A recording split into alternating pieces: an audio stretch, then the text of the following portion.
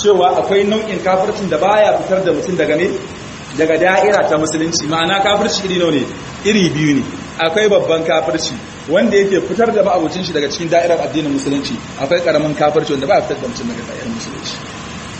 Kusa rashin rarraba wannan gabar yana ce mafi girman gabar da kawarish ya sababa ta kuka ta buɗe wa duniya wuta kawai kisa ga al'umman musulmi da hukuncin sun kafirta su, sun yi hukunci ba da shari'ar Allah ba. Haka ne ko ba ka bane ba? Wa man lam yahkum bima anzalallah fa ulaika humul kafirun. Wannan shine gidan Boko Haram ko? Ta yanda suka ce duk wani shugaba Niger ai dai ba da shugaba da Qur'ani da hadisi suke shari'a ba ko ba musulmi bane ba. Saboda me? Saboda ai Allah ya ce wa man lam yahkum bima anzalallah fa ulaika humul kafirun. To mukallana shi ya da ahlus sunna wal jamaa ba dukkan kafirci ne ke fitar da ma'amucin shi daga musulunci ba. Kafirci idin wani bi akwai babba akwai karami. Wacce ayat da suke da Abdullahi ibn Abbas sahaban annabi habrul umma turjumanul qur'an dan babban manzon Allah sallallahu alaihi wasallam wanda annabi da kanshi ya mai addu'a Allah ya fahimtar da shi addini ya ganar da shi qur'ani. To cin gane wanda ina qur'ani ya ce wannan fadan Allah ta'ala wa man lam yakun ma zalama la yakun kafir ya ce hadha kufrun duna kufrun. Wannan kafirci karamin kafirci annabi ya mai addu'a Allah ya ganar da shi qur'ani. Cikin abin da ya gane ya faɗi wannan ma'ana. Saboda haka dole sai mun yi kokari mun karantar da aqida ahlus sunna a babubbuka irin waɗannan saboda ta bayyana daban abin da suka saba mata shi ma bayyana da me daban. Amma diban karan mahaukaciya wa nasoshin alqur'ani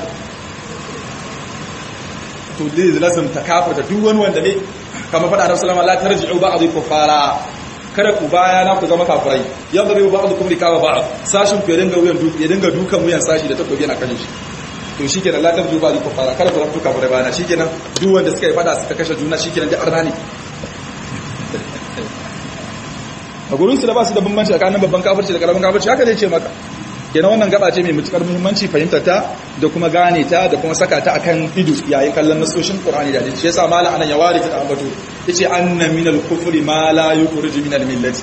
Lalle cikin kafirci akwai abin da zai fitarwa daga musulunci. Ma'ana kafirci iri nawa ne? Iri biyu ne. Kafirci iri nawa iri biyu ne. Shi yasa shi wannan karamin kafirci galibi za ga shi ne kafirci wani imani, butulci wani imar Allah ne. Na ba ta fahimta butulce wa ni'imar Allah, matsayin Allah ya ma ni'imar kai musulmi ni musulmi shi musulmi ita musulma muna haɗe sai muka zo muka butulce wannan ni'imar sai da muka sawa juna ta kuri muka kama sa juna maimakon mu zama ƴan uwa.